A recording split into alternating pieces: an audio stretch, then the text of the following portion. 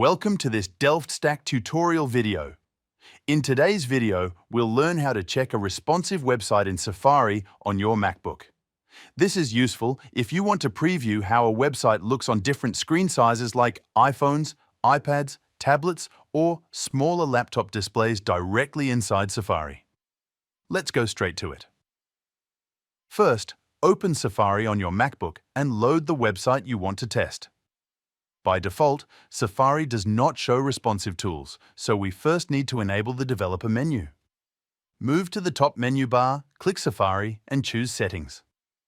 Once the Settings window opens, switch to the Advanced tab.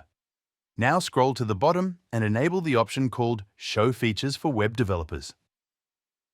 As soon as you check this box, a new Develop menu will appear in the top Safari menu bar. You can now close the Settings window. Next, click the Develop menu at the top and choose Enter Responsive Design Mode. Safari will instantly switch into Responsive Preview mode. At the top of the screen, you'll now see different Apple devices like iPhone, iPad, and other screen sizes that you can preview instantly. Simply click on any device to see how the website looks on that screen size. If this video is helping you so far, please like the video and subscribe to Delft Stack for more quick Mac and iPhone tutorials. You can also manually resize the responsive window to test custom dimensions.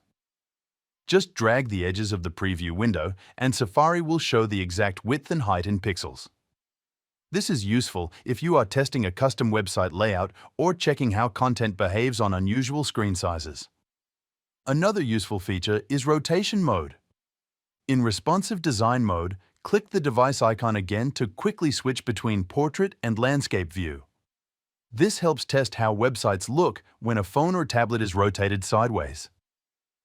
You can also test how websites behave with touch-style navigation, scrolling, and zoom levels inside this mode.